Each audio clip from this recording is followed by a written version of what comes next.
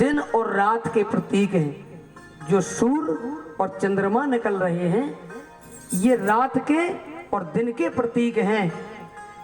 दिन और रात मतलब हमें जो इन आंखों से दिखाई देता है, जैसी आंखें हमारे पास है ऐसी ही भोलेनाथ के पास भी दो आंखें। जैसे हम और आप संसार जगत को देख रहे हैं ऐसे ही वो भी जगत को देखते हैं। अब आप लोग कहेंगे कि महाराज तीसरी आंख फिर क्या है? दो आंखों का हमने बता दिया, जैसे हमारे आपके पास है वैसे ही भोलेनाथ के पास। उन आंखों में कोई भी अंतर नहीं है, जैसी अपनी है मनुष्य की ऐसी ही भोलेनाथ। अब बात यह है कि शंकर भगवान की, शिव जी की तीसरी आंख क्या है? तो हम आप लोगों को बता रहे हैं कि ये जो दो आंखें हैं जिन्हें हम साधारण आंखें कहते हैं, ये दो आंखें ही संसार का सब कुछ देख पाती है जो व्यापक है, जो हमारे चारों ओर हमें इन दो आंखों से हमें दिखाई देता है और हम संसार का सर्वस्व इन दो आंखों से देखते हैं। सूरज और चंद्रमा को देख पाते हैं।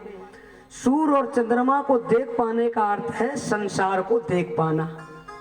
इतनी बात समझ में आ गई ना आप लोगों के कि इन दो आंखों से हम सूर्य और चंद्रमा को देखते हैं, अर्थात पूरे संसार को देखते हैं। अब बात आती है तीसरी आंख की।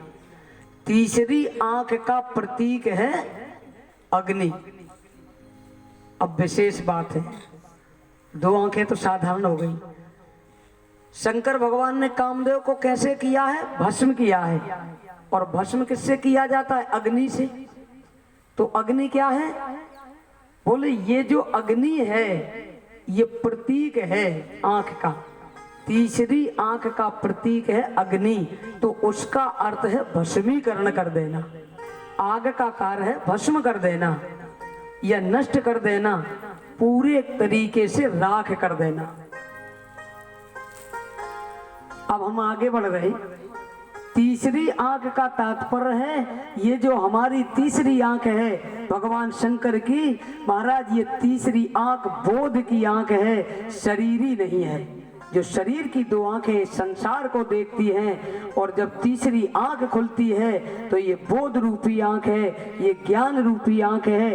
ये वो बोध रूपी आंख है जो हमें संसार के प्रपंच को दिखा देती है कि संसार झूठा है, संसार निरर्थक है। जो हमें संसार के निरर्थकता को दिखा दे, जो संसार के झूठ को दिखा दे, महाराज वो है तीसरी आंख। ये आंखें तो संसार दिखाएंगी और झूठ देखना हो, संसार के इस परिवर्तनशीलता को देखना हो तो महाराज आपकी चेतना की स्थिति पर निर्भर करता है। समय के भीतर है, जल्दी ही लुप्त हो जाएगा ये संसार। इसलिए अगर इसे देखना है तो फिर जो शिव की तीसरी आंख है इसे खोलना होगा। कहने का तात्पर्य ये है कि जिसकी तीसरी आंख खुल गई महाराज वही शिव है। शिव का मतलब क्या है? बोले शिव का सीधी सी परिभाषा ये है, सीधा सा अर्थ ये है कि जिसकी तीसरी आंख खुल गई बोले वही शिव है। दो आंखों से जो दिखता था उसका मिथ्यापन अब दिखने लगा है। तीसरी आंख खुलने का यही सबसे बड़ा रहस्य है और यही शंकर भगवान की तीसरी आंख है। अंत में इस प्रसंग का सार बता रहे हैं। इन दो आंखों से हमें जो दिखाई देता है ये झूठ दिखाई देता है। उस झूठ को, उसमें संसार की निरर्थकता को दिखाने के लिए तीसरी आंख जब हमारी खुलती है ये बोध की आंख है, ये ज्ञान की आंख है। महाराज जिसकी तीसरी आंख खुल जाती है, जिसे संसार का मिथ्यापन दिखाई देने लग जाता है, वही शिव है। जीव और शिव में यही अंतर है। जीव संसार का देख पाता है और शिव महाराज आपके हृदय तक का और हृदय के बाहर ये सब जो अंदर बाहर दिखाई दे वो तीसरी आंख है, ये बोध की आंख है। और जब ये आंख खुलती है तो सामने हमारी सारी कामनाएं समाप्त हो जाती हैं। आज शंकर भगवान की तीसरी आंख खुली जो अग्नि का प्रतीक है और खुलते ही कामदेव को भस्म कर दिया, अर्थात संसार की सारी कामनाओं को भस्म कर देना ही शंकर भगवान की तीसरी आंख है। बोलिए शंकर भगवान की।